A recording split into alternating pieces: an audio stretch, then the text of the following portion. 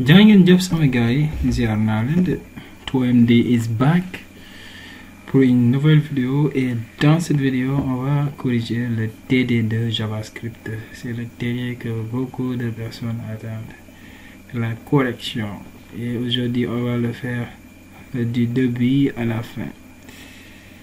Ok, et aussi avant de commencer la correction, si vous n'avez pas encore vu la série de cours de JavaScript, là où on a fait les objets, les tableaux, les fonctions, toutes ces vidéos là sur ça, allez regarder ça avant de démarrer la correction.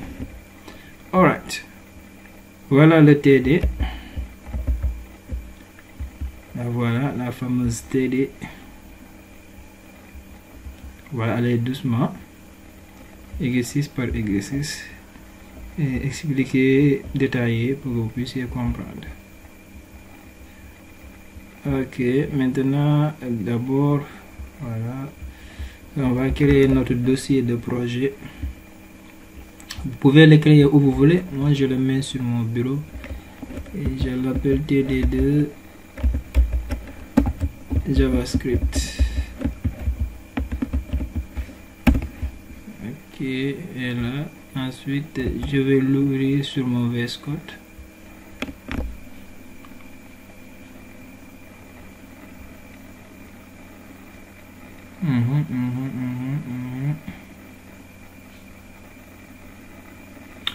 Voilà, je vais créer un premier fichier que je vais appeler, bon, comment ils l'ont appelé ça, exercice 2.1. Bon, je vais l'appeler exercice 1, hein. Appelons ça exercice 1. Exercice 1. Maintenant, point HTML. Je fais le code minimal. Il y a mon ordinateur qui traîne. Je vais commencer. Oh, ok. Je change la langue, je mets FR.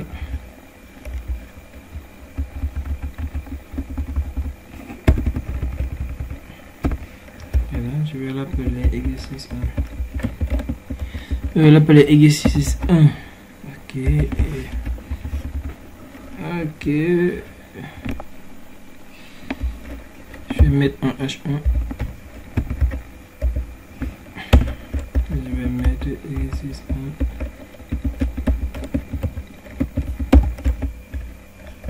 1 en haut. Je mets les balises script pour le JavaScript. Je vais aller ouvrir maintenant mon dossier de projet. Je le vais créer sur le bureau. Voilà, vous voyez la page que j'ai créée vient d'apparaître. Maintenant j'ouvre la page exercice 1 et maintenant on va commencer le traitement. Là dans l'exercice 1, il nous dit d'écrire une fonction nommée identity qui prend en paramètre A et B et calcule l'identité remarquable. Ok, donc si après la lecture, ce qu'on comprend rapidement, c'est qu'on doit créer une fonction appelée identity. Ok, c'est en anglais. Ok, pour créer une fonction, c'est simple, on écrit le mot function, ensuite on met le nom qu'ils ont donné, identity. Ok, voilà, et ça on l'a déjà vu dans les vidéos de cours, hein, on a déjà vu ces trucs, hein. Si vous n'avez pas encore regardé ces vidéos, retournez en arrière pour regarder ces vidéos. Après ils ont dit qu'il prend en paramètre A et B. Ok, il doit prendre deux paramètres A et B. Tout ça on a déjà vu dans les vidéos de cours. Voilà, maintenant calcule l'identité remarquable.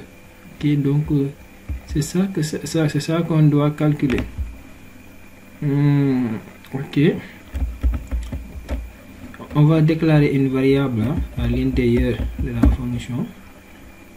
var, appelons ça calcul, de faciliter la tâche. Ok, et là, calcul, on va affecter l'identité remarquable A au carré. Je vais mettre les parenthèses A au carré, c'est la même chose A fois A. Ok, ensuite, faisons des A au plus, le plus ça, oups, A au carré plus 2AB, ok, plus 2AB, plus 2 fois A fois B, ok. Et là, les parenthèses servent à séparer les calculs pour que ça ne se mélange pas, parce que A au carré ne doit pas se mélanger avec 2 fois A fois B, ok. C'est pourquoi on met les parenthèses pour ne pas mélanger les calculs. Il faut mettre les parenthèses, c'est obligatoire. Avec l'ordinateur, bien en programmation, l'utilisation des parenthèses sont obligatoires pour ne pas mélanger les calculs. Et là, A au carré plus 2 fois A plus B au carré. On met encore des parenthèses pour ne pas mélanger les calculs. Ok. Et là, maintenant, parce que la fonction doit envoyer cette valeur. Oh, j'ai en tête d'écrire français. Return. La fonction ensuite doit envoyer cette valeur le calcul. Et après avoir fait le calcul sur ces deux instructions, on doit envoyer ce calcul, cette donnée trouvée. Et pour le faire, c'est le mot-clé return. Pour dire, le mot-clé return dit à la fonction d'envoyer une donnée. Maintenant, la donnée qu'on doit envoyer, c'est calcul, parce que calcul, c'est la variable qui contient le résultat de l'identité remarquable. Ok. Voilà. Voici la fonction. Ça, c'était la fonction. Ok, on a écrit la fonction. Maintenant, on va faire le test. Faisons un test de la fonction. Ok. Donc, on va faire var déclarer déclarer deux variables. On va déclarer 3 variables, x, y et résultat. Ok. Ok, x, y, résultat. On va mettre une valeur dans x. Par exemple, mettons 16. 16, c'est beaucoup. Soyons simples, faisons ça simplement, quoi. Gardons les choses simples. Et là, on va mettre 2. Ok. Voilà. Maintenant, résultat.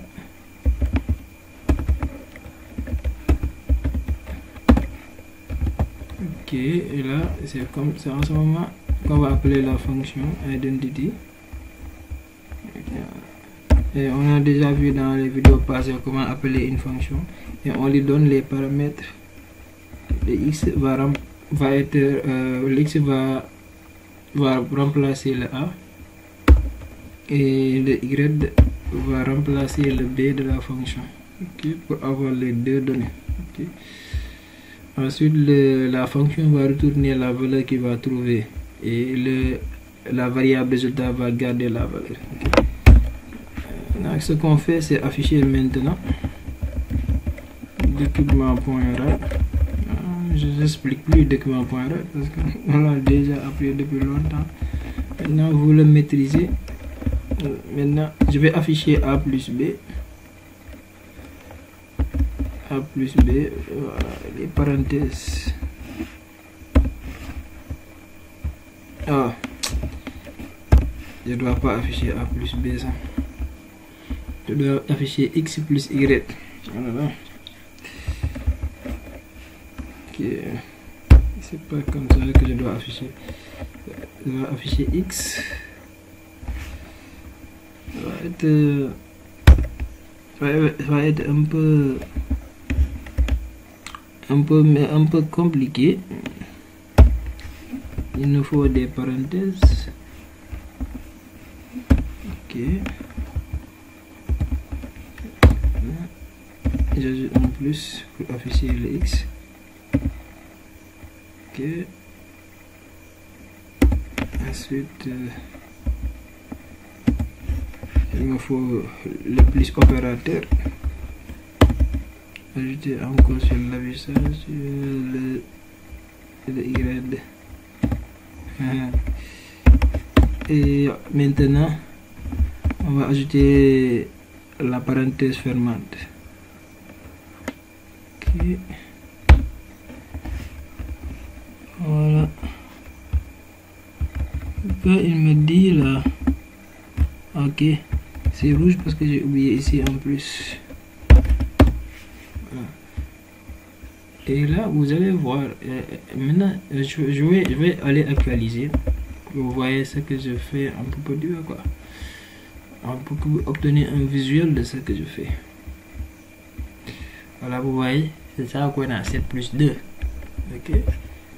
On a 7 plus 2. Voilà ce que l'affichage va donner. 7 plus 2. Maintenant, il ne reste qu'à afficher le résultat. Ok.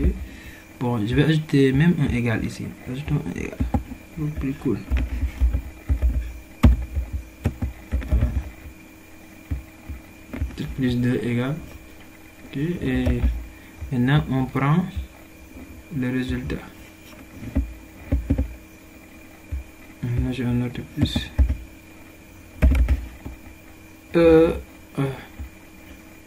Oh là là, j'ai oublié quelque chose là. Le 7 plus 2 au carré. 7 plus 2 au carré. Et avant d'ajouter le plus, il nous faut le carré. Maintenant, il nous faut le carré. Bon, à l'intérieur des guillemets, on peut écrire des balises HTML, si vous vous en souvenez. Ajouter, écrire des balises HTML. Et la balise qui permet d'élever quelque chose au carré, c'est la balise sup.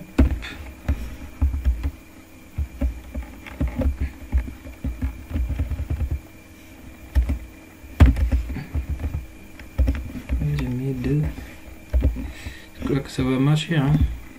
Voilà. Ça va donner 7 plus 2 au carré. Okay. Maintenant, il nous reste plus 2 égale. On met un autre plus. Je vais enlever ça. Je vais mettre un autre plus. Et là, le reste. Maintenant, à donner le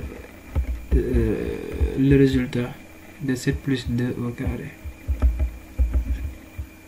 Il s'actualise et là, vous obtenez 81. Ok. Vous pouvez faire le calcul par vous-même. Vous allez trouver la même chose avec l'identité remarquable.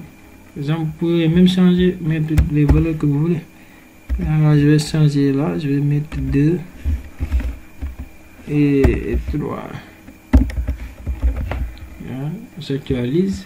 Là, vous allez maintenant avoir 2 plus 3 au carré, ce qui donne 25. 2 au carré, ça donne 4. Et 2 fois 2 fois 3, ça donne combien? 12. Le 12 plus le 4, ça donne combien? Ça donne 16.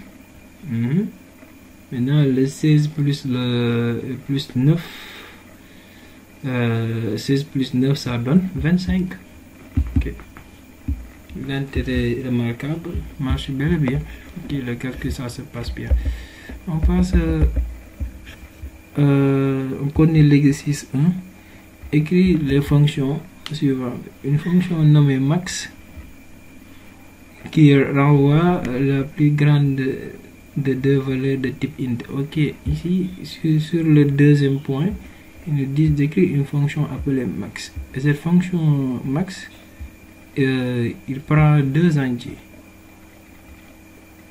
Il prend deux entiers et après il nous dit parmi ces deux entiers qui est le plus grand. Ok, on va écrire cette fonction. C'est une fonction simplement qui fait la comparaison. Et ajoutons ça sur l'exercice. On va ajouter une deuxième fonction. Ils ont dit max. Cette fonction max, son rôle, c'est on lui donne deux valeurs. Maintenant, la fonction va faire la comparaison pour voir entre ces deux valeurs qui est le plus grand. Ok. Et nous dire ensuite il nous donne ensuite la valeur qui est la plus grande. Okay. Je vais appeler ces deux valeurs. C'est bon. Donc si ça doit prendre deux valeurs, donc c'est obligatoire qu'il y ait deux paramètres. Okay. On doit lui donner deux valeurs, donc on doit créer deux paramètres. Ces paramètres, je vais les appeler x et y. Ok. C'est simplement des noms. Les paramètres, c'est des noms qu'on choisit. Moi, j'ai choisi x et y. Toi, tu peux prendre nombre 2. Ça dépend des personnes. Ok. Voilà. Maintenant, pour faire la comparaison, je vais créer une variable. C'est beaucoup plus simple. Je dois créer une variable. Je dois créer des variables à l'intérieur des fonctions pour simplifier le calcul. Je vais créer là je vais l'appeler résultat, ou bien je vais l'appeler le plus grand. Ok, je vais appeler ça plus grand. Cette variable, je vais appeler ça plus grand. Ok, et là il faut qu'on fasse des comparaisons. Par exemple, entre x et y, quand x est supérieur ou égal à y, donc on dit que x est plus grand. L'autre condition, c'est si x est inférieur à y, dans ce cas, y est le plus grand. Donc il y a deux conditions pour savoir le plus grand entre deux nombres. Ok, si x est supérieur ou égal à y, là on peut dire que c'est x le plus grand. Ou bien l'autre condition, si x est inférieur à y, donc c'est y le plus grand. Donc c'est ça qu'on va faire. On a besoin des conditions pour savoir qui est le plus grand des deux. Et pour faire des conditions, on l'a déjà vu. Pour des conditions pour le faire, on a besoin de la structure if. C'est la structure if qui permet de faire des conditions. Et sur ce cas-là, on aura besoin aussi du else. Ouais, on aura besoin du else. Ok, je mets la condition x supérieur est égal à y. Si cette condition est vraie, donc qui est le plus grand entre ces deux? C'est x. Ok, donc j'écris la variable plus grand et je mets là-bas x. Okay. Maintenant, le else, ça signifie le contraire. Else, ça signifie contraire de la condition. Quel est le contraire de cette condition? C'est x inférieur à y. Donc le else en réalité, on écrit else, mais le else en réalité est accompagné de la condition contraire aux conditions en haut. À la condition en haut. Okay. Le else, c'est voici la condition du else. X inférieur à y. Mais ça, on ne l'écrit pas. On n'écrit pas comme on l'écrit pas. Hein? Le else, c'est toujours sans condition. Mais pour trouver sa condition, il faut faire le contraire de la condition du if. Et le contraire de la condition du if, c'est x est inférieur à y. Et quand x est inférieur à y, ça signifie que le plus grand des deux nombres, c'est y.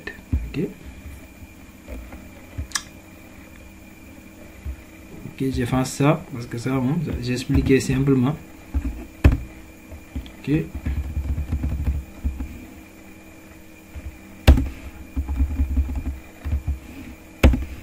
Voilà.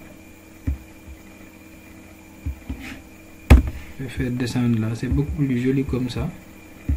Ok. Plus grand.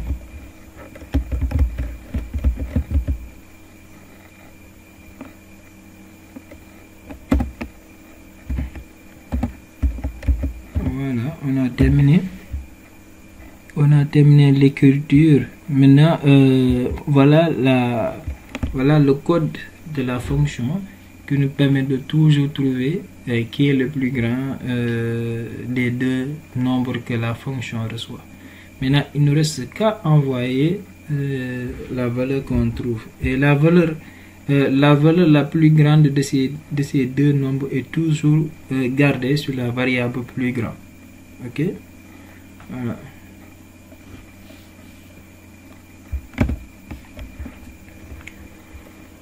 Ok, et là, qu'est-ce que je fais? Return, le mot-clé pour envoyer. Et là, je fais plus grand.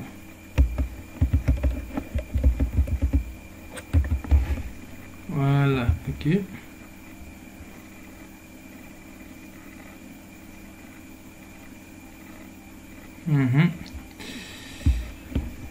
Il ne reste qu'à tester notre fonction, etc.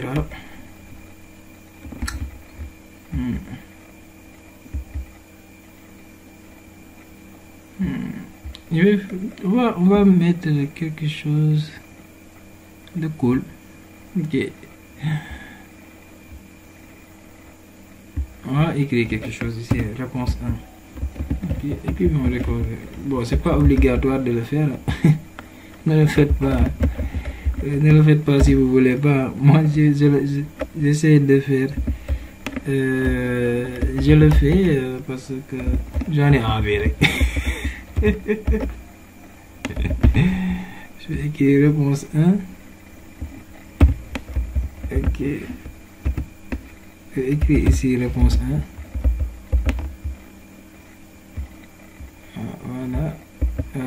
Réponse 1. Bon, j'ai oublié d'aller à la ligne. Je vais ajouter du break. Ok. Ajoutons du break pour aller à la ligne. Voilà, réponse 1. Je vais même mettre ça dans des H2 quoi. C'est beaucoup plus cool. Je vais même mettre ça dans des H2 pour que ça soit en gras.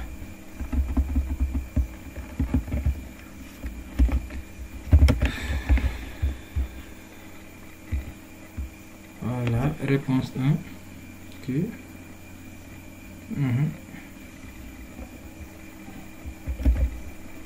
Je mets 2 points.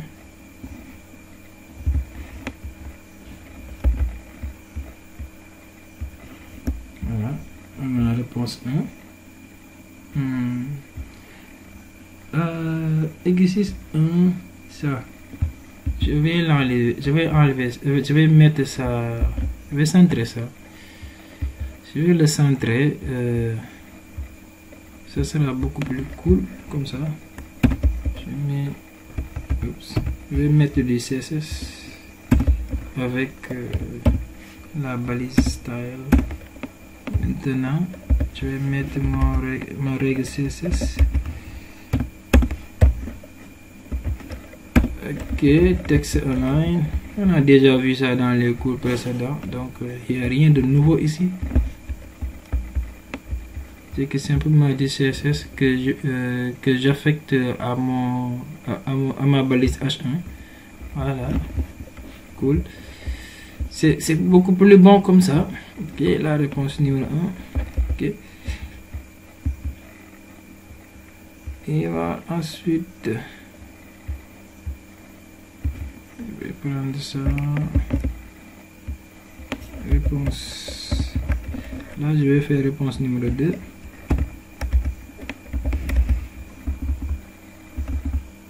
Ok. On va donner la réponse numéro 2. Ok. Voilà. Il faut maintenant mettre en pratique, tester la fonction max qu'on vient de créer. Donc là, on a besoin de déclarer deux variables. Nombre 1, ok. Nombre 1, nombre 2. Nombre 1, nombre 2.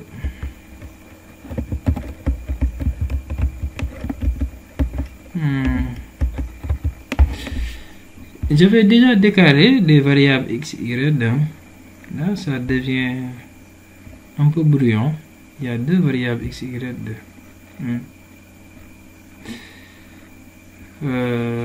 Bon, je vais appeler ça. Comme que je les ai déjà x et y. Ça devient un peu bizarre d'avoir deux. Ok. Bon, on va appeler ça. Je vais appeler ça. Bon, je vais appeler ça int 1. Int, ça signifie entier en anglais. Je vais appeler ça int 1 et int 2. Ok. Le x je vais remplacer par int 1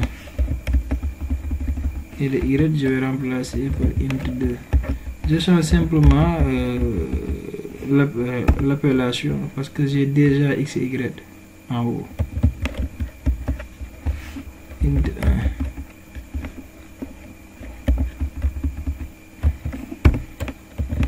1. Là, int 2. Ok, c'est cool maintenant. Int 1, int 2, int 1, int 2, voilà. Et là, ils ont précisé que ce sont des entiers. Donc, je ne dois pas dire nombre. Entier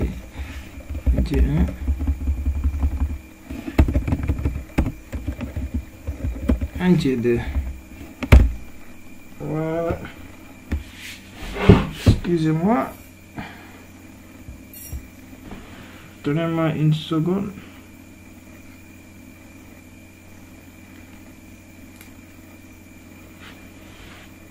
Voilà.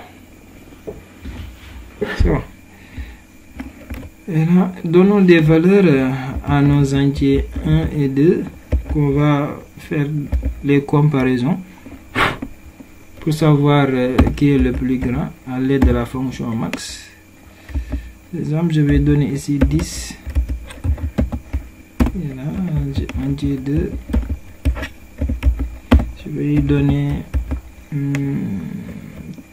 99. Donc, entre entier 1 entier 2, le plus grand est 99. Okay? Mais ça, c'est la fonction qui va s'en charger. Ok. Bon, donc là, même moi, j'ai besoin d'ajouter une troisième variable que je vais appeler le plus grand. Le plus grand. Voilà, il faut faire la différence parce que là, il y a la variable plus grand qui est dans la fonction max. Et là, ça c'est la variable le plus grand qui est dans la fonction principale. Qui est dans le programme principal JavaScript. Excusez-moi. Ok, et là. Ok, maintenant là, on va écrire le plus grand. Et on va lui donner on va appeler maintenant la fonction max et lui donner les deux entiers, entier 1, entier 2. Entier 1, entier 2. Ok. Et maintenant l'affichage. Ok. Document.write. Maintenant l'affichage, on a dit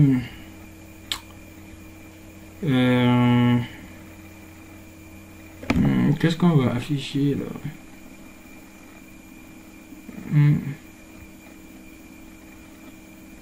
On va dire le maximum des deux nombres. Le max.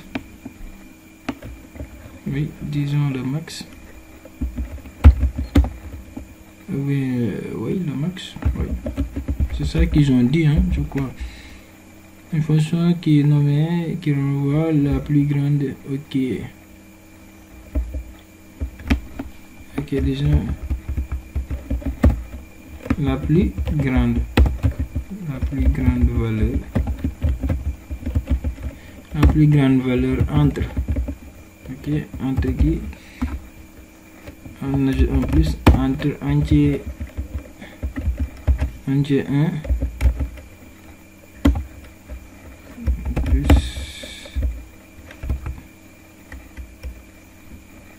et entier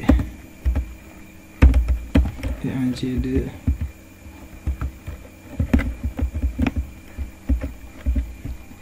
Okay. Là, j'actualise, vous allez voir ce que ça va donner visuellement, quoi. Regardez ce qu'on obtient visuellement. La plus grande valeur entre 10 et 99. C'est ça que ça donne. Mais là, j'ai pas encore affiché le résultat. Je n'ai pas encore affiché, j'ai pas encore donné la réponse, quoi, qui est le plus grand. Okay. Et pour le donner, et là je vais dire plus encore et 2 points.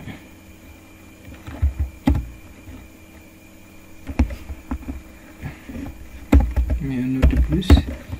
Et là, c'est en ce moment que je vais afficher la variable le plus grand. Ok. J'actualise et là, oups, vous voyez c'est 99. Mais là c'est un peu, c'est collé ici. Et le 99, il y a 99 qui est collé à E.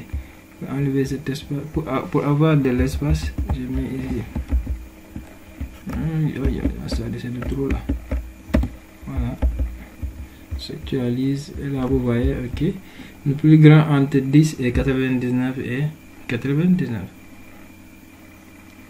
Bien, la plus grande valeur entre 10 et 99 c'est, allez, c'est 2.99.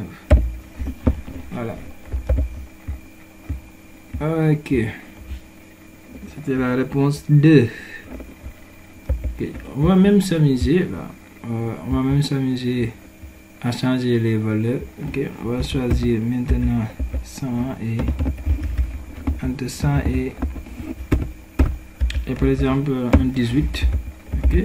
Entre 100 et 18, le plus grand, la plus grande valeur c'est 100. Ok. S'actualise. Et là vous voyez la plus grande valeur entre 100 et 18 c'est 100. Hein? Ouais. Mais on va enlever les 2 points. Enlevons les 2 points. Disons simplement c'est 100. Ok. Voilà. On continue. Maintenant, on nous dit le troisième point. Parce que ici, là, c'est un point. Voilà, ici, c'est un point. Bon, ça, c'était la première question. Oups. Ça, c'était la première question. Ça c'est une question. Et là, la troisième question, là voilà. Ok. Une fonction nommée, décrire une fonction repeat. On va écrire une fonction qu'on va appeler repeat. Repeat, c'est un mot anglais et ça signifie répéter en français. Et ils ont même dit qu'ils répètent un même mot un certain nombre de fois au choix. Donc on doit choisir le nombre de fois qu'on veut répéter notre mot. Par exemple, si j'écris DMD, je choisis de répéter par exemple DMD 10 fois. Ok. Allez, on y va. Sans tarder, on va continuer notre exercice. Function.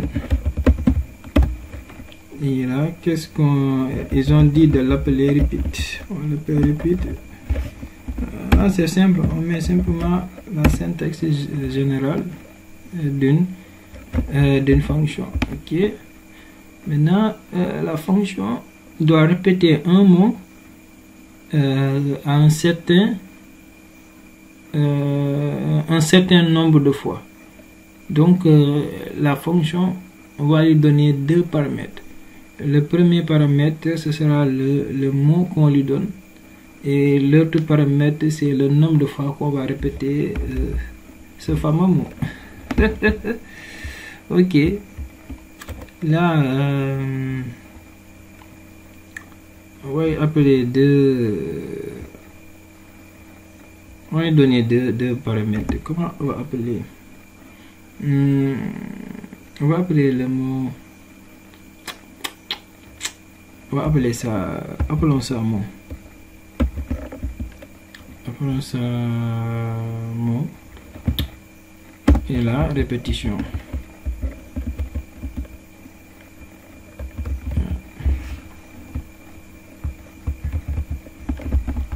C'est-à-dire, le paramètre appelé mot, c'est le paramètre qui va garder le mot qu'on va choisir de répéter.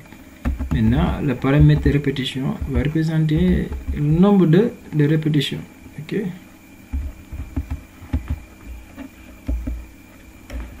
Voilà. Maintenant, comment répéter les trucs?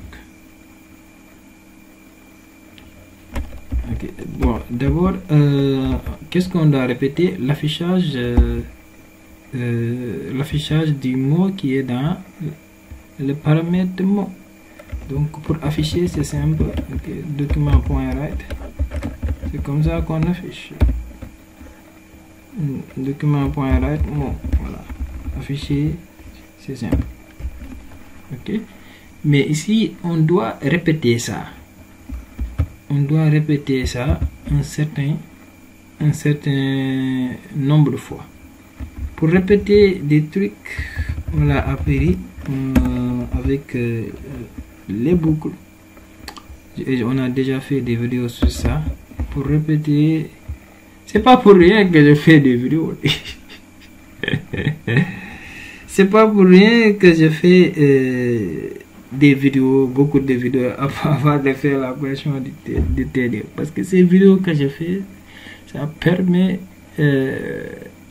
cela vous permet d'acquérir les outils nécessaires, les compétences pour pouvoir faire le TD. Si je viens faire des TD, écrire des for, écrire des fonctions, là je vous dis c'est quoi, c'est charabia, c'est ça que vous allez vous dire. Mais je prends le temps de créer des vidéos, de faire des vidéos du moins, qui vont vous préparer au TD. Maintenant, si vous n'avez pas regardé ces vidéos, vous allez avoir des problèmes pour comprendre la correction. Donc, si c'est le cas, allez retourner regarder d'abord les vidéos avant de venir sur ce TD. Alright, let's keep going. Oups.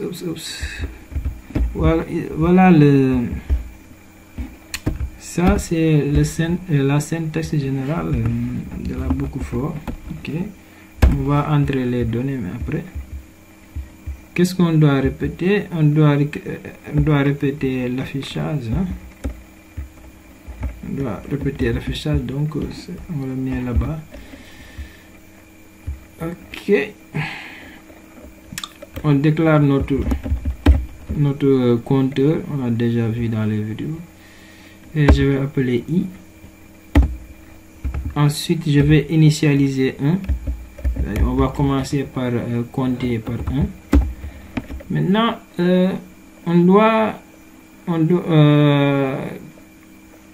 quand est-ce qu'on doit s'arrêter? On commence par compter par 1 et on s'arrête au nombre de répétitions. Par exemple, si je veux afficher le mot 3 fois, je commence par compter par 1 et je m'arrête à 3. Ok, et c'est la boucle, on utilise la boucle pour dire ça. Et pour le dire, vous écrivez i inférieur ou égal à répétition. Répétition. Ok, là ça signifie que on va commencer par compter par 1 et on s'arrête lorsqu'on atteint répétition. Par exemple, si répétition est égale à 3, on commence par parce que comme on a mis i est égal à 1, donc ça signifie que i ça commence par 1 et maintenant le 1 ça va continuer à compter jusqu'à atteindre 3. Si par exemple répétition est égale à 3, c'est-à-dire la valeur dans la variable répétition est égale à 3. Ok. Ensuite, il nous reste à faire le pas, c'est-à-dire quand on commence par 1, par où on doit atterrir, c'est 2. Ensuite 3, c'est la fin. Si c'est 5, on va aller 1, 2, 3, 4, 5. Voilà, et toujours quand on quitte une répétition pour aller sur une autre répétition, on ajoute toujours 1. Ouais, on peut pas, tu peux pas, ici dans cet exercice, tu peux pas commencer à compter 1, sauter 2, aller à 3. Donc, non. Quand tu commences par 1, tu dois aller 2, ensuite 3, 4, jusqu'à là où tu vas t'arrêter. Donc à chaque fois, quand tu quittes une répétition pour aller vers une autre répétition, tu ajoutes 1. C'est pourquoi que le i ici, c'est pourquoi on écrit i plus 1. Voilà, c'est pourquoi on écrit le i plus 1. Et ça permet de dire à l'ordinateur, quand on quitte une répétition pour aller vers une autre répétition, on ajoute toujours 1 sur la dernière répétition. Quand tu es sur 2, pour continuer la répétition, tu ajoutes 1 à 2, ça donne 3. Quand la répétition, tu es au niveau 50, pour aller vers la répétition qui suit, tu ajoutes 1 à 50 pour aller à 51. Voilà, ce sont des exemples. Voilà, c'est terminé, c'était seulement ça qu'il fallait faire. Maintenant, on va tester on va mettre en pratique la fonction qu'on a écrite. Ok, là on déclare var, on va déclarer des variables pour le mot et le choix, bien le nombre de répétitions. On va appeler ça les variables. Encore une fois, ça dépend de vous. Moi j'ai choisi des noms de variables comme mon répétition le plus grand. Ça peut être différent pour vous. Ok, les noms de variables que je choisis, c'est pas obligatoire. Ok, je choisis les noms de variables que je veux et qui sont compréhensifs. Ok, voilà, c'est pas dire que tout MD a choisi répétition, que tout le monde doit choisir répétition. Ok, mais si vous suivez la vidéo, et que vous avez les mêmes noms de variables que moi, ça va vous faciliter l'apprentissage. Ok. Voilà.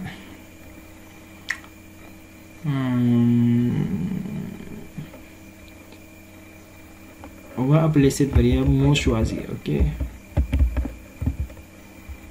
Mot choisi. Ok. Le mot choisi. Le mot choisi. Ok.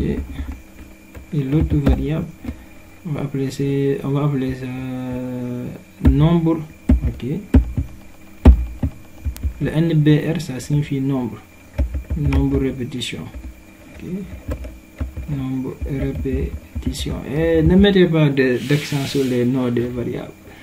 Il y a peut-être des gens qui vont mettre des accents. Ok. On ne met pas d'accent sur les noms de variables. Les noms de variables, il n'y a pas d'accent.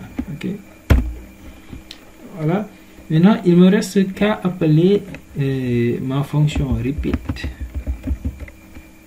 avec les parenthèses. Maintenant, attention, pas encore, parce que les variables mot choisi et nombre répétition n'ont pas de valeur. Okay.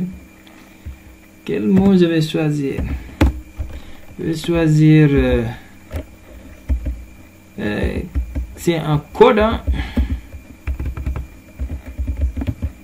C'est un codant qu'on devient codeur. Les gars, vous croyez que tout ce que je connais, je l'ai appris à l'université? Non, les gars. Tous mes connaissances acquises. Je dis pas ça. Bon, je vous dis ce qui se passe avec moi pour que vous puissiez faire la même chose. C'est pas à l'université seulement que vous pouvez acquérir des connaissances. Les connaissances, c'est en faisant des projets. En faisant des projets que vous allez vous en sortir. C'est en codant que vous allez vous en sortir. Parce qu'à l'université, il n'y a pas assez de temps. Vous n'allez pas passer beaucoup de temps à faire et à coder. Donc, les vacances, les temps libres, c'est à vous. Vous pouvez coder. Ok. Moi, tout ce que je sais, la 70% de ce que je sais, je ne l'ai pas appris à l'université, je l'ai appris à la maison, appris en codant, en utilisant l'internet, etc. Donc, je vous invite à le faire. C'est en codant qu'on devient codeur. Pas en apprenant des leçons seulement. Les gens qui passent leur temps à apprendre des leçons. Ouf. Des leçons sans le codage, ça ne sert à rien du tout. Leçon codage. Allez, on ferme la parenthèse. Let's keep going. Nombre de répétitions. Là, je crois que je vais choisir 10 fois. Je vais choisir 10 fois. Et tout ça, on a vu les boucles hein, déjà dans les vidéos. On a refait des répétitions, tout ça. Nombre de répétitions. J'espère que je ne me suis pas trompé. Je choisis 10. Et là, maintenant, je vais appeler ma fonction. Je vais appeler ma fonction repeat. Et je vais donner les paramètres. Le mot choisi va remplacer le paramètre mot. Nombre de répétitions va remplacer le paramètre répétition. Ok. J'espère qu'il n'y a pas d'erreur. Parce que s'il y a erreur, les choses vont tourner à la catastrophe. Parce que quand il s'agit des boucles, quand il y a erreur, il faut fermer toute la page. Il faut fermer toute la page et réouvrir encore la page HTML parce que ça se bloque. C'est ça les boucles. Ok. J'ai fait un petit testing. Je vais que je ne suis pas trompé là. Voilà. On va aller tester maintenant. Actualiser pour voir ce que ça donne. Hop. Ah, j'ai oublié de faire réponse 3. Oui, j'ai oublié de mettre mon titre réponse 3. Hein. Ouais. Réponse 3. Et ensuite, on va croiser les doigts pour que notre programme marche à merveille. Les gens croient que j'ai la correction des... Non, j'ai pas la correction de ces TD. Je corrige les TD, mais j'ai pas la correction. Ok? Voilà, on va voir. Ah, ça marche à merveille. Mais il y a un petit truc qu'on a oublié. On a oublié les BR. Ici. On a oublié les BR au niveau de la fonction pour que ça va à la ligne. Parce que là, vous voyez que les choses ne vont pas à la ligne. On va ajouter une balise BR pour aller à la ligne. Pour ajouter du HTML, il faut les gommer. Ok. Et là, on actualise. Et là, alhamdulillah, ça marche à merveille. Et là, vous voyez, une fois, 2 fois, 3 fois. Bon, on va même, on va se faciliter les tâches. Hein. On va ajouter les nombres de répétitions. Hein. Plus. Ok. C'est le compteur qui permet de compter, c'est-à-dire la variable i qui permet de compter. Donc une fois les premières répétitions, deuxième répétition, troisième répétition, ça c'est la variable i qui s'en charge, c'est la variable i qui permet de compter. Donc c'est cette variable i qu'on doit afficher.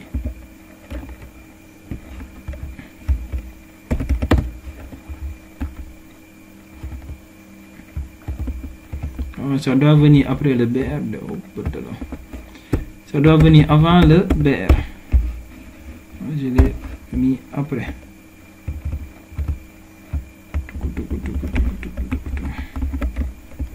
Ici, il y a de l'espace. Mettons de l'espace ici. Ok, et là.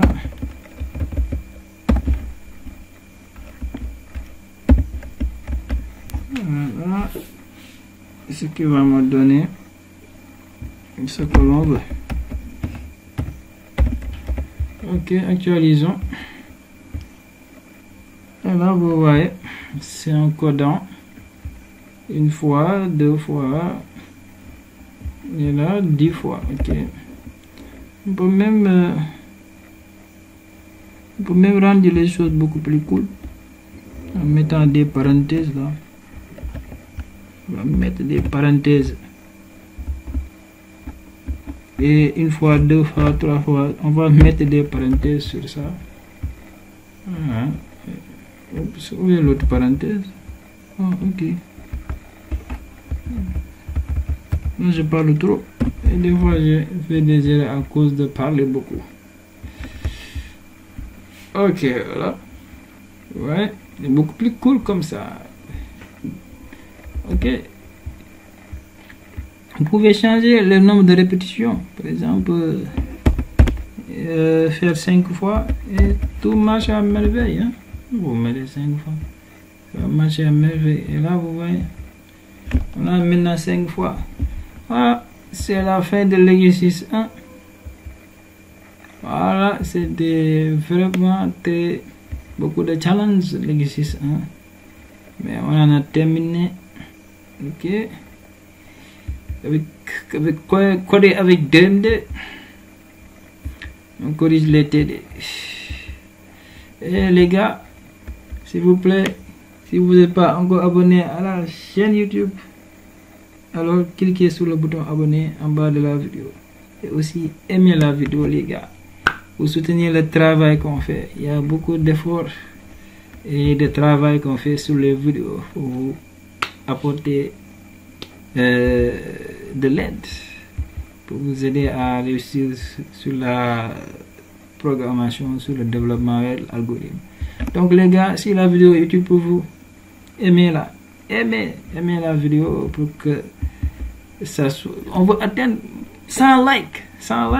Il n'y a pas encore, pour l'instant, il n'y a pas encore de 200 likes sur les vidéos. Aimer pour qu'on puisse atteindre les 200 likes. Ok, on peut même atteindre 500 likes. Soyons fous, c'est possible. Il faut simplement cliquer sur le bouton, le bouton like, sur le bouton aimer si vous regardez. Espérons atteindre les 500 likes. Voilà, on va continuer. L'exercice 1 est fini. On attaque l'exercice 2.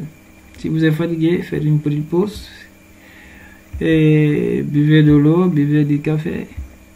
Et continuez. Moi, j'ai déjà bu de l'eau. Hein. Vous allez pas voir ça. Vous allez pas voir ça sur la vidéo. Mais j'ai fait une pause. Hein. J'ai bu de l'eau. Et un peu de café tout bas. Et là, revenir sur l'ordinateur pour continuer. Alright. Maintenant, on va créer un nouveau fichier. Appelons ça exercice 2.html. On met le code minimal.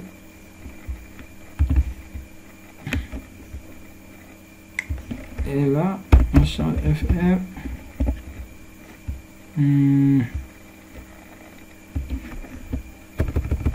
Et là, on met exercice 2. Et ensuite, bon, on va copier ça pour aller beaucoup plus loin. Excusez-moi, pour aller beaucoup plus vite. Et là, on va copier ça aussi. Et là, au lieu de mettre exercice 1, on va mettre exercice 2. On va faire cette modification. On retourne sur le dossier de projet. Et là, voilà, vous voyez, exercice 2.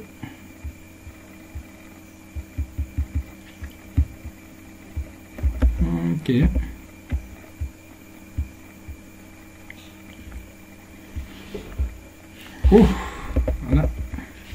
Voilà, on lit. On veut comparer deux tableaux selon une haute égalité selon laquelle on veut comparer deux tableaux selon une haute égalité selon laquelle les deux tableaux T1 et T2 sont égaux si et seulement si ils ont les mêmes longueurs et les mêmes éléments de même. Et les éléments de même. Ok. Indices sont égaux, c'est-à-dire T1 c'est le tableau 1. Et T2 c'est le tableau 2. Ok.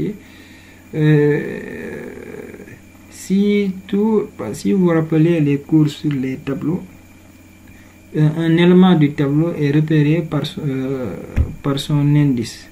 Ok. Vous mettez le nom du tableau et là vous mettez l'indice. Ok. Et maintenant, par exemple, si je vais donner un exemple quoi. Le tableau TI a 5 éléments et le tableau T2 a 5 éléments. Tous les deux, ils doivent avoir obligatoirement le même nombre d'éléments. Et choisissons 5. Ok. Maintenant, pour que les deux tableaux soient égaux, il faut que T11, le I, on remplace par 1, par 0 du moins. Les index, ça commence par 0, je m'excuse. T1, 0 doit être égal à T2, 0. T1, 1 doit être égal à T2, 1. T1, 2 doit être égal à T2, 2. T1, 3 doit être égal à T2, 3. T1, 4 doit être égal à T2, 4. Ok. Donc, si ça est vérifié, on peut dire que le tableau T1 et le tableau T2 sont égaux. Là, j'ai donné un exemple de 5 éléments. Le tableau T1, 5 éléments, tableau T2, 5 éléments. Et là, je me suis arrêté à à T1 4 et T1 4 et T2 4 parce que un tableau, les indices, ça commence par 0. Si c'est un tableau de 5 éléments, donc les indices, c'est de 0 jusqu'à 4. Si un tableau de 10 éléments, les indices, c'est de 0 jusqu'à 9. Ok. Maintenant, écris une fonction appelée et égale qui réalise ce test d'égalité. Oups. Ce test d'égalité des tableaux de type int. Ok. Excitant, on y va. On va écrire cette fonction. Voilà. Les gars, étape par étape, doucement, doucement, et tout finira par se régler. La fonction, son nom, c'est... Oups. Là, je suis même en train d'écrire sans la barre script. Error. Il faut la barre script pour pouvoir écrire du JavaScript à l'intérieur du code HTML.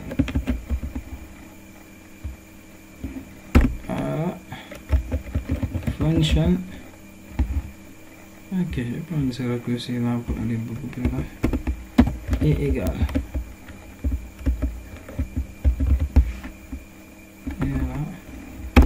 Voilà. Et quels sont les paramètres? Quels sont les paramètres qu'on doit avoir? Excusez-moi les gars, mais il y a eu une petite interruption dans la vidéo. Vous n'avez pas tellement remarqué ça. Alors, on continue. Les paramètres.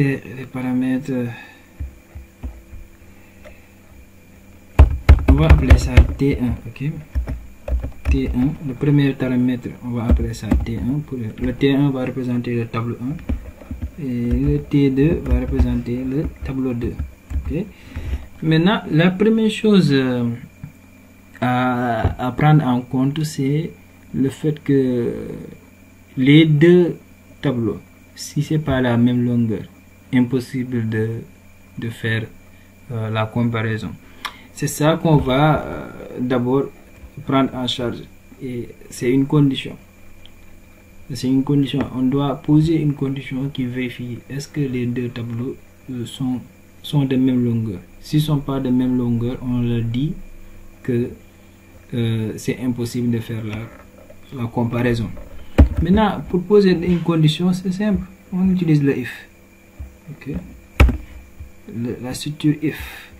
Maintenant, quelle condition? C'est les deux tableaux T1 et T2. Ok, c'est les deux tableaux. Quand les deux tableaux n'est pas égal. Quand la longueur des deux tableaux n'est pas égale. Maintenant, n'est pas égal en programmation, c'est ce symbole qu'il faut écrire. C'est ce signe quoi. Le point d'exclamation et le égal. C'est ce symbole qui signifie n'est pas égal. Ok. Voilà. N'est pas égal. Excusez-moi. Maintenant, là, on a écrit T1 et T2. Maintenant, pour dire la longueur du tableau, pour obtenir la longueur du tableau, on ajoute L E G T H. On ajoute point length. Length, ça signifie longueur en anglais. On ajoute length aussi à T2 pour avoir la longueur du tableau. T1 seulement, T2 seulement représente le tableau. Mais pour obtenir la longueur du tableau, il faut ajouter point length. Length en anglais, ça signifie longueur. Ok, length. Voilà. Le T1 length, la longueur du tableau T1 n'est pas, parce que si on traduit ça, c'est qu'on a écrit là, on peut même traduire en français. Le if, ça signifie si la longueur du tableau T1 n'est pas égale à la longueur du tableau T2, qu'est-ce qu'on doit dire? On doit envoyer un message pour dire que impossible de faire la comparaison. Comment envoyer quelque chose? On fait toujours return et là on va afficher document.write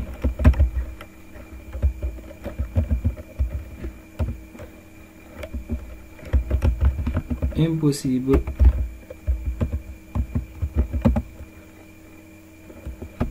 ou bien on va dire que les tableaux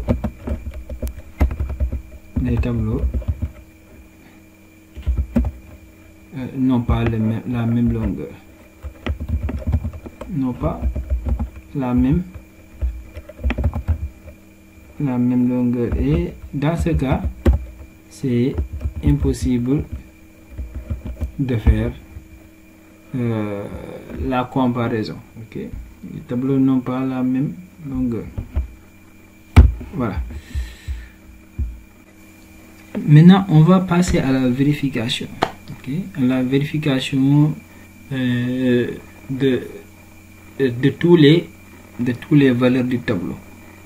Ok, comme on l'a dit sur l'exercice, quand on a présent un tableau de 2 éléments, T1 est égal à 2 éléments, T2 est égal à 2 éléments, T1 0 doit être égal à T2 0, T1 1 doit être égal à T2 1.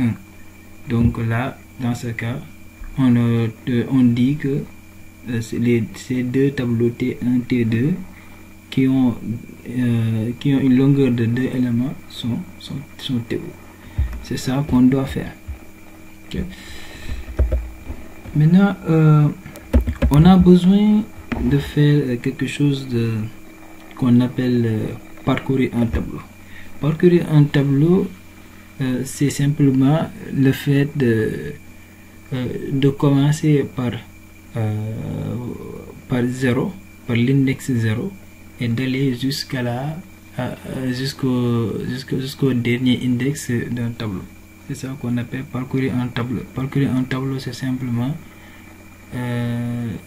quitter l'index 0 aller jusqu'au dernier index du tableau, et on le fait avec la boucle for. Ok, voilà. Et comme vous l'avez déjà vu, la boucle for, on déclare une variable i appelée contour, et cette variable i va prendre les valeurs de 0 jusqu'au dernier élément du tableau. Pourquoi 0? Parce que les index du tableau commencent par 0. Okay. Et par exemple, si si la longueur du tableau c'est 3 éléments, donc le i et les valeurs qu'il va prendre c'est 0, 1 et 2. 0, 1 et 2. Ça peut pas prendre 3 parce qu'un tableau de 3 éléments, son dernier indice c'est 2. Un tableau de 3 éléments, son dernier indice est 2. Il peut pas prendre 4 parce qu'un tableau de 3 éléments, l'indice 4 n'existe même pas. Ok, donc le i doit être toujours inférieur à la longueur du tableau. Le i ne va pas être égal à la longueur du tableau. Le i ne va pas être égal à 3, par exemple, si le tableau est à 3 éléments. Le i ne peut pas être égal à 4 si le tableau a 3 éléments. Ok, et pour dire ça à l'ordinateur, tu dois écrire i inférieur à T1, par exemple. T1 c'est l'un des tableaux. Point length, vous vous rappelez cette écriture là, T1.length, ça signifie la longueur du tableau. Le i doit être toujours inférieur à la longueur du tableau. Le i ne peut pas être égal à la longueur du tableau, ne peut pas être supérieur à la longueur du tableau, c'est impossible. Ok, parce que les index sont toujours inférieurs à la longueur du tableau. Voilà. Maintenant, pour passer d'un index à un autre index, on ajoute 1. 0, 1, 2. On ajoute 1 au dernier index. Et ça, pour le faire, c'est comme ça on l'écrit. trouver l'égal qui m'échappe. I est égal à I plus 1. Maintenant, cette écriture-là, I égale I plus 1, c'est la même chose si vous voyez I plus plus. C'est la même chose. Vous pouvez même laisser comme ça. Okay. Maintenant, là, j'ai pris T1.length parce que là, on suppose que les deux tableaux ont la même longueur. Si les deux tableaux n'ont pas la même longueur, impossible de faire la comparaison. Donc, et là, on a déjà pris soin de ça. Par exemple, ici, attention, là, moi, je suis sorti de la fonction. Attention, je suis sorti de la fonction là. C'est ici. Ah, excusez-moi, on doit le mettre ici. Je suis sorti de la fonction là. Voilà. Par exemple, c'est cette condition if là qui prend le cas où les deux tableaux n'ont pas la même longueur. Donc si cette condition n'est pas vraie, ce qui signifie que les deux tableaux ont la même longueur.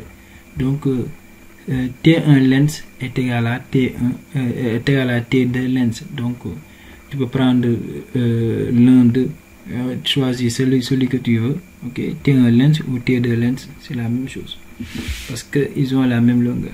Ok. Maintenant, qu'est-ce qu'ils ont dit? Comment la comparaison se passe? Ils ont dit dans l'exercice que s'il existe un couple T1i qui n'est pas égal à un T2i, on peut automatiquement dire que les deux tableaux ne sont pas égaux.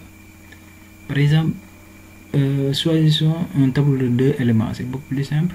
Un tableau de 2 éléments, les couples sont T10 égale T20 et T11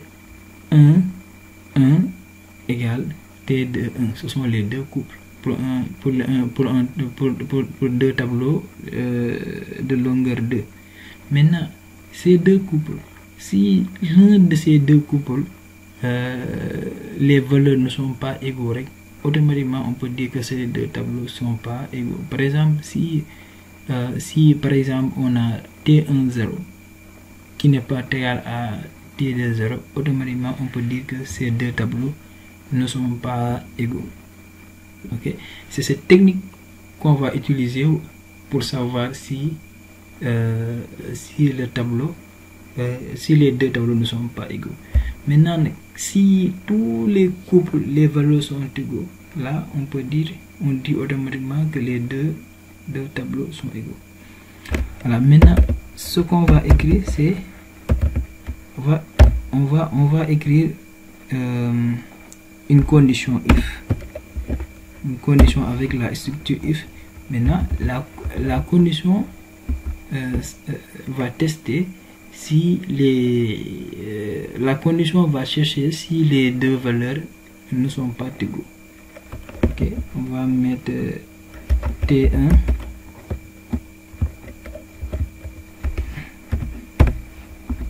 T1i n'est pas égal, vous vous rappelez, c'est ce symbole. T2i.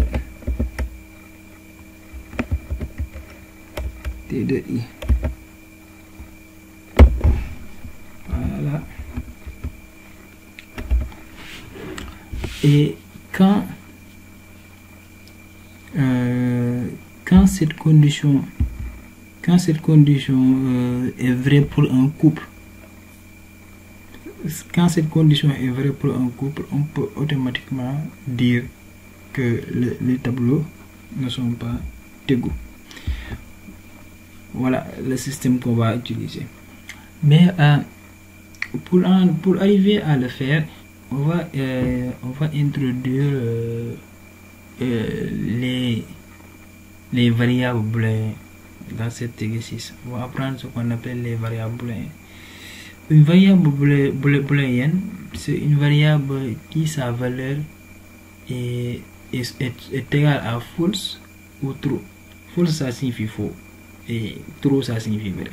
C'est simplement ça. Et on va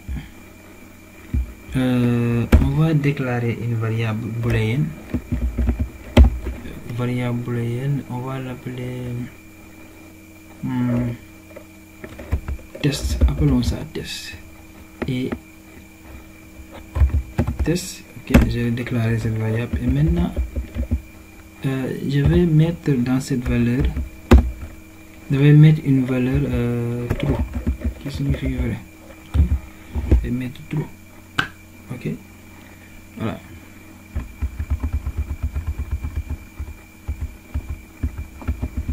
Maintenant,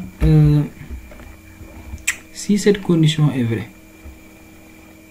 si cette condition est vraie, ça veut dire que un des couples du tableau, un des couples des deux tableaux, les valeurs ne sont pas égales.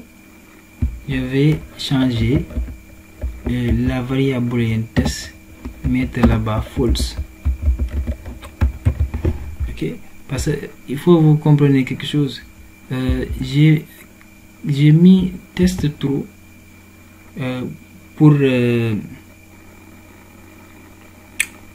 cas où la valeur où le tableau est où les deux tableaux sont égaux.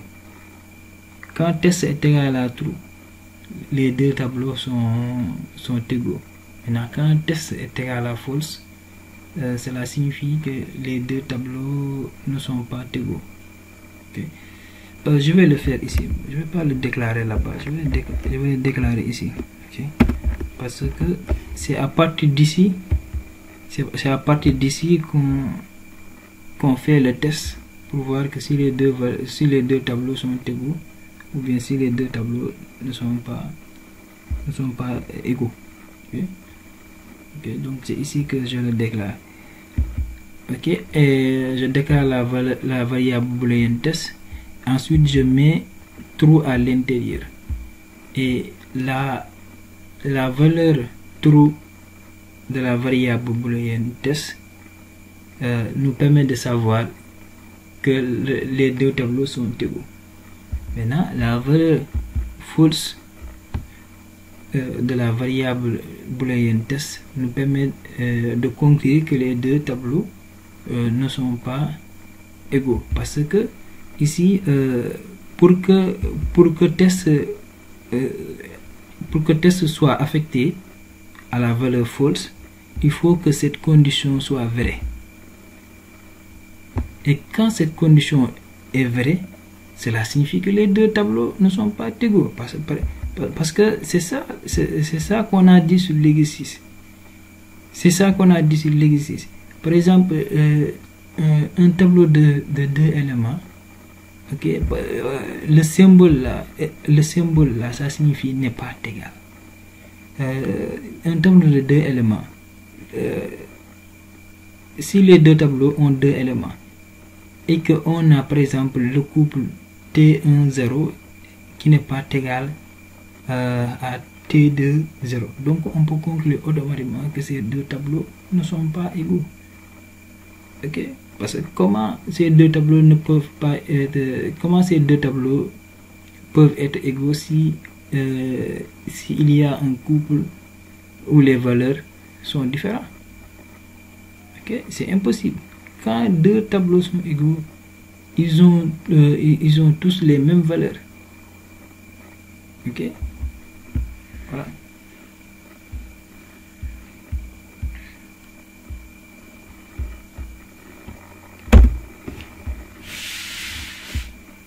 Maintenant, ce qu'il nous reste à faire, c'est simple. On va poser une dernière condition. Maintenant, cette condition là, c'est la condition qui va donner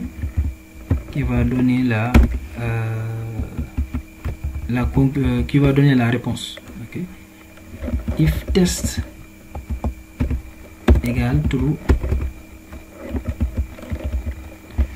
if test égale à true, donc là on va dire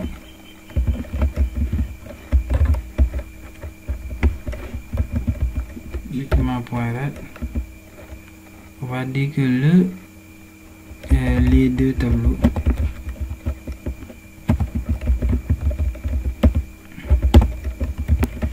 sont égaux. Okay. Et on ajoute un else. On ajoute un else au if. Le else c'est le cas contraire. Un else est toujours rattaché à un if. Et la condition de else c'est toujours la condition contraire au if.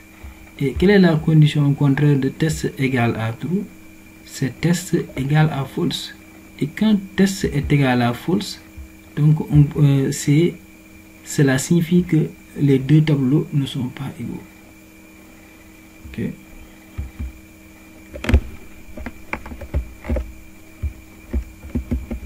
Les deux tableaux ne sont pas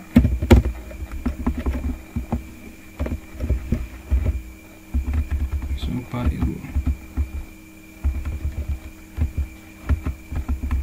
Ok, là j'ai oublié les returns. J'ai oublié ici les returns. On doit faire des returns pour donner la réponse.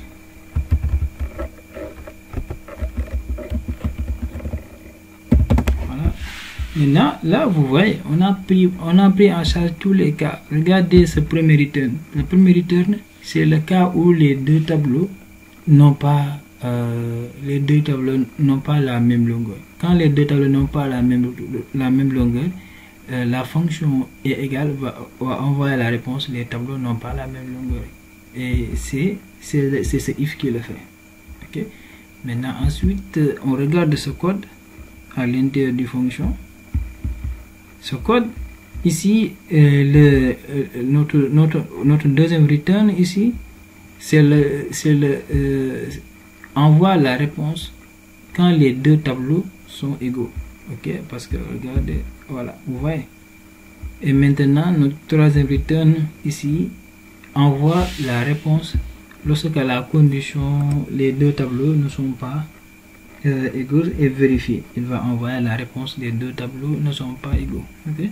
Là, il nous reste simplement à mettre en pratique, tester notre fonction. Ok. Et là, qu'est-ce qu'on va faire? On a besoin de créer deux tableaux. Okay, c'est simple, hein? Var tableau, on va appeler ça tableau 1. Et là, tableau 1. Ok, et là, on va donner des valeurs. 1, 2, 3. Ok, var, on déclare un tableau numéro 2. Tableau 2.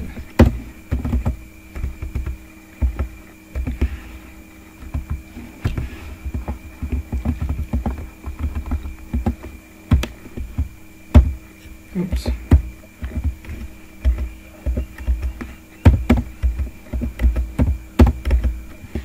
Voilà, vous voyez. On a tableau 1 et tableau 2. Maintenant, je vais poser une question. Sans même l'aide de la fonction. Ces deux tableaux-là, ils sont égaux ou bien ils sont pas égaux? Ah, c'est facile, les gars. Ils sont égaux parce que, regarde, là c'est tableau 1, 0. Tableau 2, 0. On voit que les valeurs sont égales. Là c'est tableau 1, 1. Et là c'est tableau 2, 1. On voit que les deux valeurs sont égaux. Okay. Là c'est tableau 1, 2.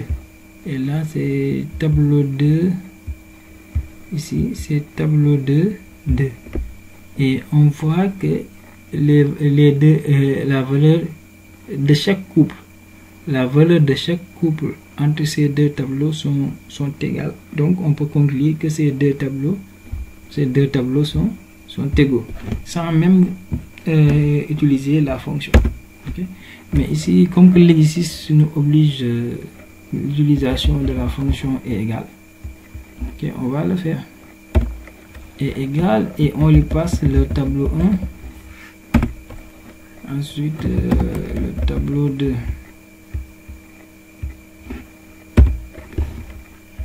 Alright. Espérons que notre code marche. D'accord, on va actualiser. Ah, les deux tableaux sont égaux. Les gars, ça marche. Ok, on va faire notre test là. Changeons un petit peu ici et mettons 0. Maintenant, qu'est-ce qu'on obtient là? Est-ce que les deux tableaux sont égaux ou pas? Si vous voyez les gars, les deux tableaux ne sont pas égaux parce que là on a tableau 1 0 et ici tableau 2 0. Ces deux valeurs ne sont pas égales. Ce couple là les valeurs ne sont pas égales. Et quand les valeurs d'un couple ne sont pas égales, là on conclut pour dire directement les deux tableaux ne sont pas égaux. Il suffit d'avoir un couple où les valeurs ne sont pas égaux pour pouvoir conclure que les deux tableaux ne sont pas égaux. Okay? Et on va actualiser. Attention là.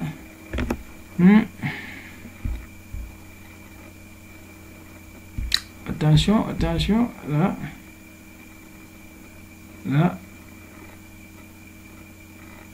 On a un petit souci là. Maman, ça doit nous afficher les deux tableaux ne sont pas égaux. Mais on voit que on a un petit souci là.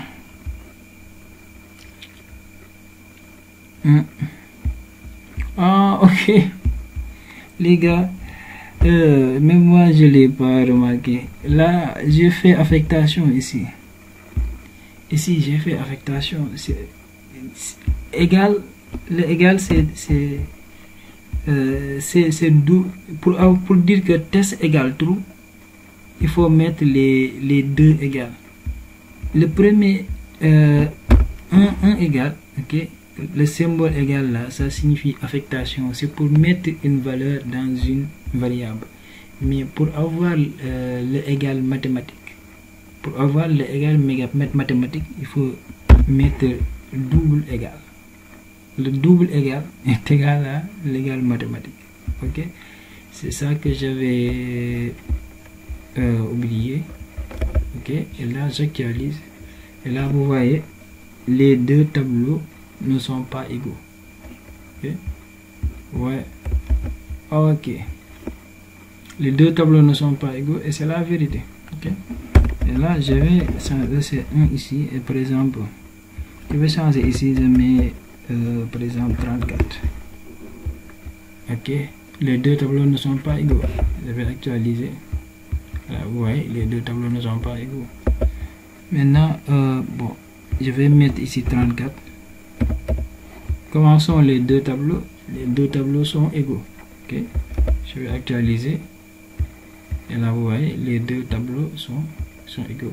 Ok, le dernier cas qu'on va vérifier, c'est le cas où les tableaux n'ont pas la même longueur. Par exemple là, je vais supprimer ça. Ici, la longueur du tableau 1 c'est 2 éléments. La longueur du tableau 2 c'est 3 éléments. Donc ce qui signifie que c'est impossible de faire la comparaison parce que les tableaux n'ont pas la même longueur. Ok, et on va actualiser. Et là, qu'est-ce que vous voyez? Les tableaux n'ont pas la même longueur. Voilà les gars, c'était vraiment du challenge, cet exercice 2. Et alhamdulillah, on en a fini. On va continuer maintenant avec l'exercice 3. Comme d'habitude, j'ai pris une pause. Comme d'habitude, j'ai pris une pause pour pouvoir attaquer l'exercice 3. Donc, vous aussi, si vous êtes fatigué, allez boire du café, buvez de l'eau et vous revenez. À cause de la vidéo, vous n'allez pas voir. Ça va pas faire un effet que j'ai pris une pause. C'est très fun. On continue. Exercice 3. D'abord, allons créer notre fichier exercice 3. .html.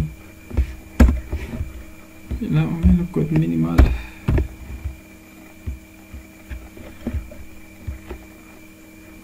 On met fr.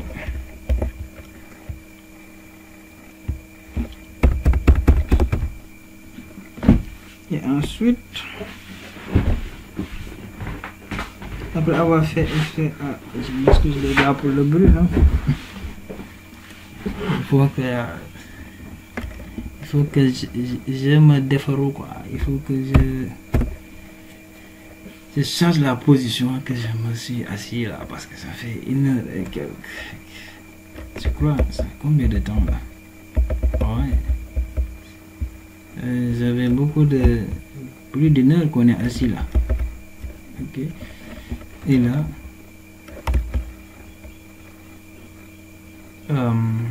j'ai écrit exercice. Mais comme que nous sommes des passionnés du codage, là, c'est trop cool. On va coller le style, ok, qu'on avait ici là, comme dans les autres exercices. On met notre H1. Là maintenant ça va être exercice 3.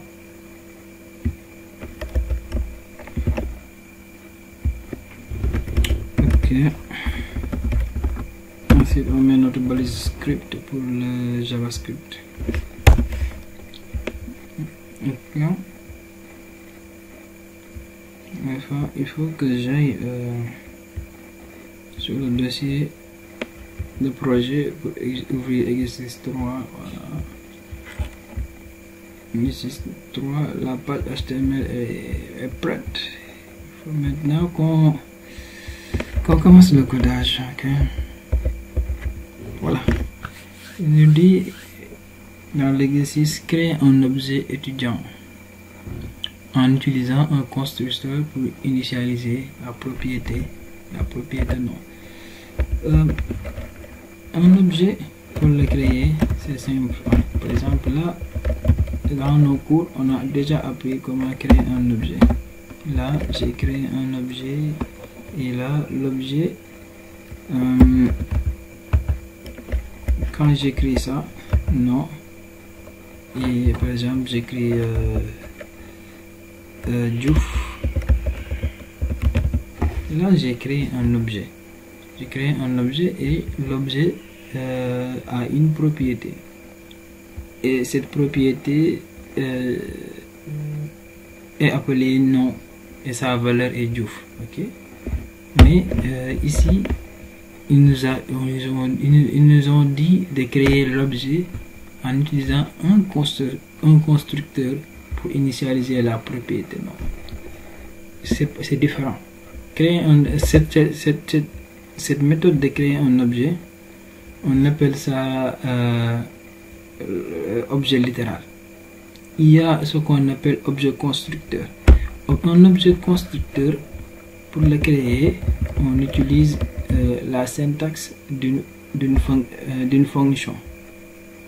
On utilise la syntaxe d'une fonction. Et maintenant, là où on écrit le nom de la fonction, c'est là-bas qu'on met le nom de l'objet étudiant. Et maintenant, quelque chose de spécial pour les objets constructeurs, c'est que la première lettre, c'est toujours une lettre en majuscule. Ok.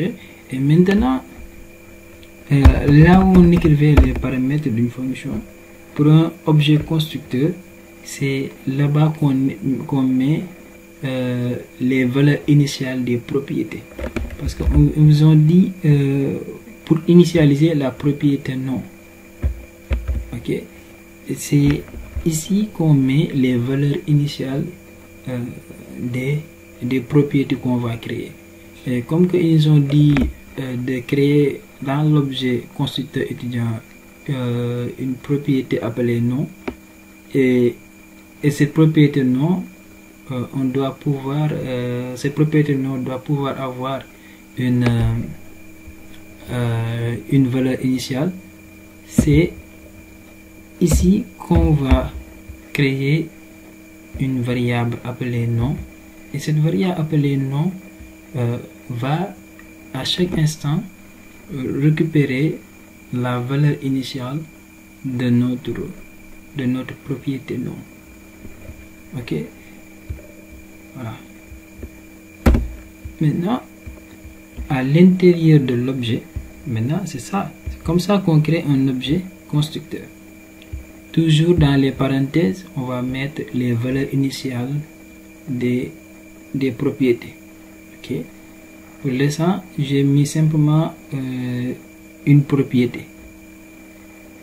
Vous voyez simplement une valeur initiale. Vous voyez seulement une valeur initiale. Donc, je vais créer pour l'instant une propriété. Ok.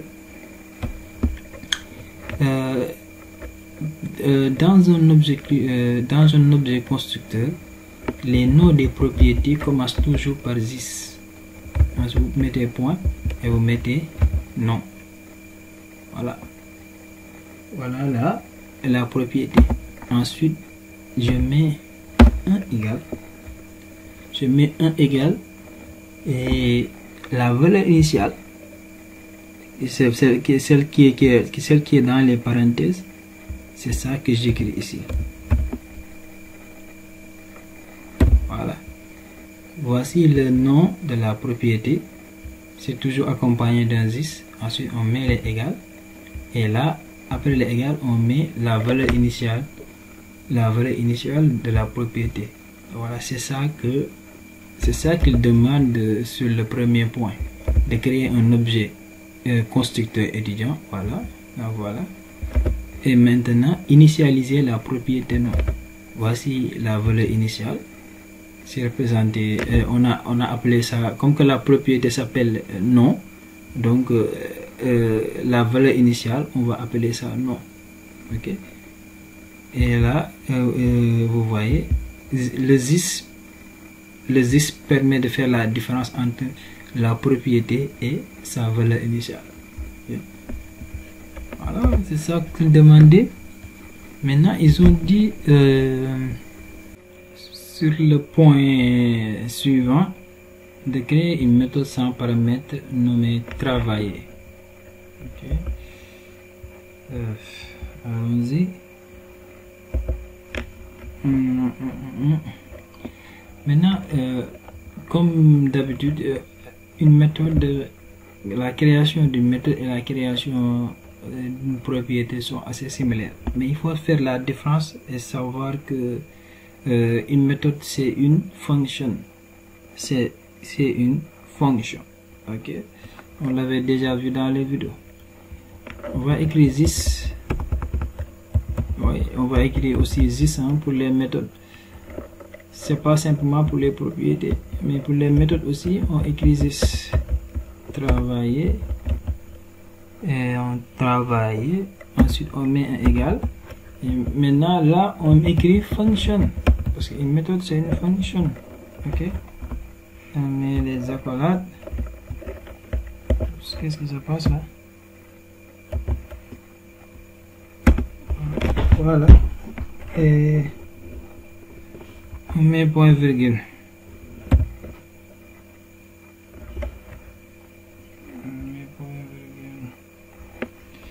Ok. Là, ça c'est la syntaxe générale d'une méthode pour un objet constructeur. Qu'est-ce qu'ils disent encore? Qui ne renvoie rien. Qui ne renvoie rien, c'est-à-dire il n'y a pas de return. Envoyer quelque chose, c'est écrire la fonction return, le mot qu'il return, parce que c'est le mot qu'il return qui permet d'envoyer une donnée, une valeur et un calcul. Ok, qui ne renvoie rien, donc on n'écrit pas le mot qu'il return. Qui écrit dans la console si le nom est Ndiaye. Si le nom est Ndiaye, on doit afficher sur la console Ndiaye se met au travail. Ok, on y va. Mais on doit écrire sur la console Ndiaye se met au travail si le nom est Ndiaye. Ok, voilà. Donc comme que vous avez entendu, ils ont dit si, donc il nous faut la condition if. Ok, ils ont dit if, voilà. Ainsi le if, ils ont dit si le nom est égal à Ndiaye. Donc si this, la propriété this, si le nom, quand ils ont dit si le nom est égal à Ndiaye, il fait allusion à la propriété nom de l'objet constructeur étudiant. Et comme vous vous rappelez, l'égalité mathématique en programmation JavaScript, c'est le double égal. Okay, ils ont dit Ndiaye. Ndiaye. Oui, Ndiaye. Ok. Là, on va afficher sur la console. Console.log, c'est la propriété c'est la fonction console.log qui permet d'afficher quelque chose sur la console.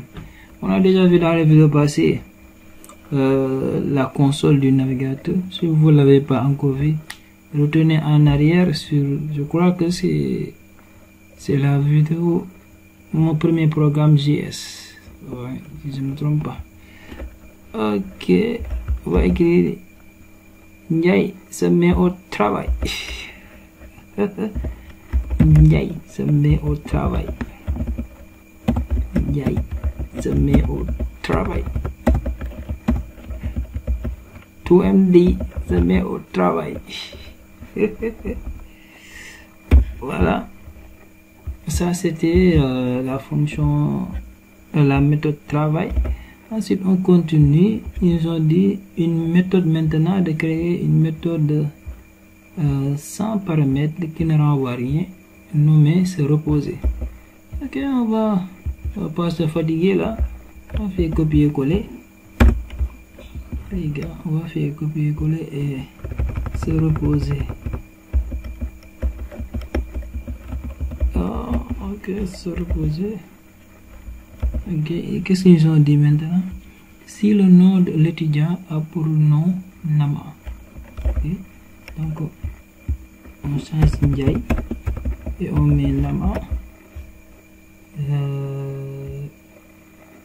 Là, l'étudiant a pour Nama. Là, on doit afficher sur la console Nama est au repos.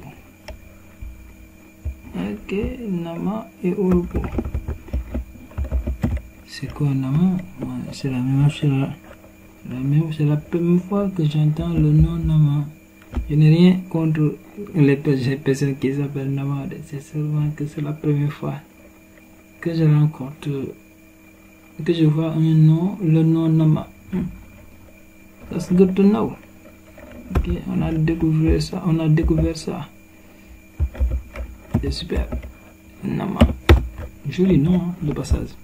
Nama est au repos. Ok. Voilà. On a terminé notre méthode de se reposer. Ok. Et là, sur le point suivant, il nous dit de créer une instance de cet objet avec le nom Ndiaye et appeler la méthode de travail. Créer une instance d'un objet constructeur, c'est de créer, ça signifie de l'utiliser. Parce que là, on a créé l'objet étudiant. Hein? On a créé l'objet constructeur étudiant. Mais c'est ici, pour l'instant, on a fait simplement la partie écriture de l'objet. On a simplement écrit ce que l'objet va faire. Mais pour utiliser l'objet, il faut créer ce qu'on appelle des instances. Un instance, on peut voir comme on peut dire un exemple. Ok, on peut dire langage, quoi, langage qu'on comprend. On peut dire des exemples. Ok, des exemples, voilà, ou bien pas exemples, mais des modèles. Voilà, des modèles. Ok, on peut créer un modèle d'objet.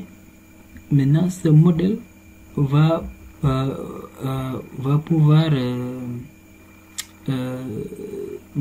faire ce que l'on a écrit sur l'objet constructeur étudiant. Ok, on va créer un modèle qui suit, qui peut faire tout ce que le constructeur étudiant permet. Comme par exemple, initialiser. Ici, l'objet constructeur étudiant, il permet d'initialiser une propriété appelée nom. Il a une méthode appelée travail et une autre méthode appelée reposer. Ok, maintenant on peut créer des modèles d'objets, et ces modèles d'objets, ils vont pouvoir faire ce qui est décrit sur l'objet constructeur étudiant. Ok, c'est ça qu'on appelle créer instance. Une instance, ça permet simplement d'utiliser cet objet qu'on a écrit. Là, on a écrit cet objet. Pour l'utiliser, il faut créer des instances. Ok, créer des modèles d'objets, des modèles, créer des objets qui suivent le modèle de l'objet constructeur étudiant. Et pour le faire, c'est simple. Par exemple, je vais créer une instance appelée étudiant 1. Ok, une instance, pour le créer, il faut d'abord créer une variable et vous le donnez le nom que vous voulez. Ensuite, vous mettez égal, puis vous écrivez le mot-clé new. Ça signifie nouveau. Ok, et là vous écrivez le nom de l'objet. Vous écrivez le nom de l'objet constructeur. Ok, l'objet constructeur, c'est ça que vous écrivez après new. Ok, ensuite vous mettez les parenthèses. Maintenant, qu'est-ce qu'on met? Les parenthèses sont obligatoires. Hein? Maintenant, qu'est-ce qu'on met sur les parenthèses?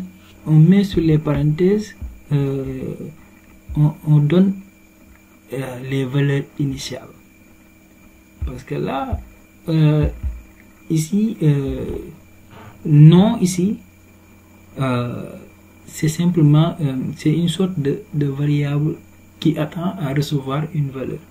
Maintenant, cette valeur qu'il va recevoir, c'est ça qui va représenter la valeur initiale de la propriété correspondante. Ok, donc là, quand j'écris Ndiaye, donc cela signifie que cette instance que j'ai créée appelée étudiant 1, je lui ai donné cette valeur Ndiaye. Cette valeur Ndiaye va remplacer nom ici, et il va venir encore ici, et ça va entrer dans la propriété nom. Ok, et garder là-bas. Vous me suivez? C'est ça qu'on appelle valeur initiale. C'est ça qu'on appelle initialiser une propriété par une valeur. Mais ça, tu peux le faire seulement au cas où tu as créé un objet constructeur. Ok, les objets littéraux, on ne peut pas faire ça. Seulement avec objet constructeur qu'on peut créer des instances et initialiser les valeurs des propriétés. Ok. Voilà. Ensuite, qu'est-ce qu'ils ont dit? D'appeler la méthode Ndiaye. Travailler. Okay. Voilà.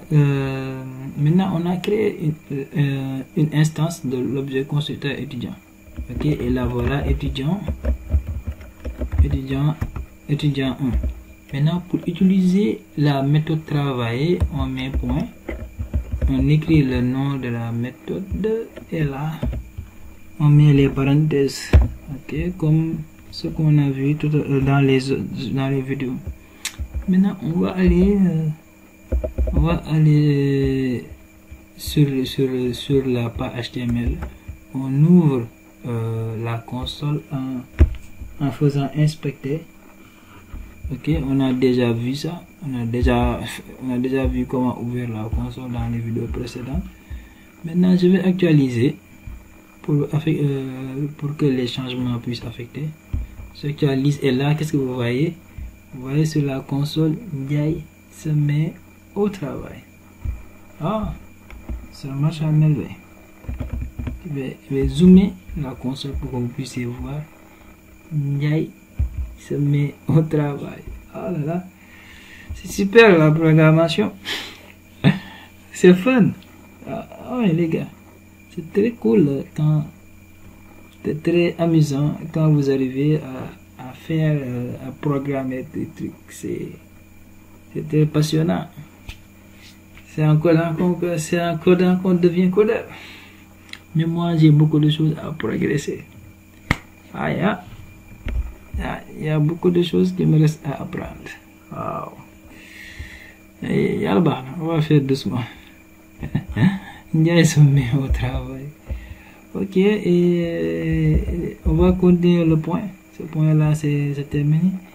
Maintenant, ils ont dit de créer une seconde instance avec le nom job et appeler la méthode reposée. D'accord, on va créer une nouvelle instance. On va pas se fatiguer là, on va copier ça. On va copier ça, coller. Maintenant, cette instance, ou bien ce modèle d'objet qu'on va créer avec le constructeur étudiant, on va appeler ça étudiant 2. Ok, et on va lui donner le nom Nama. Ok, c'est ça qu'ils ont dit, Nama. Ou bien, qu'est-ce qu'ils ont dit? Ok, moi je me suis trompé. Ou bien, qui écrit à la console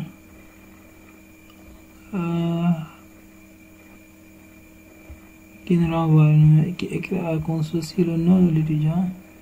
Pour nom Nama. Ok. Créer une seconde instance avec le nom job et appeler cette méthode, la méthode reposée. Ok. Là je vois, mais moi je m'étais perdu. Ils ont pas dit Nama, ils ont dit job. Ok, job et appeler la méthode. Là c'est étudiant 2. Et là on met se reposer.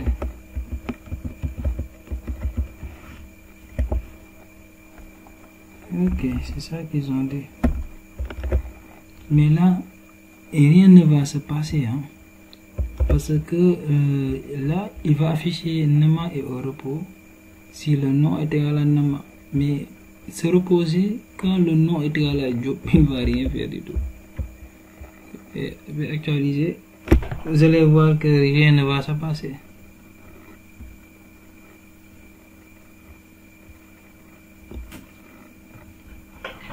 Vous allez voir que rien ne va se passer. Attends que j'actualise. Voilà, j'ai actualisé. Rien ne s'est passé. Rien. Parce que la fonction se reposer ne fait rien du tout si le nom n'est pas égal à Nama. Ok. Par exemple, changeons Diop et mettons un Nama. Ça, c'est pas partie de l'exercice. Moi, je mets simplement ça pour vous montrer la différence.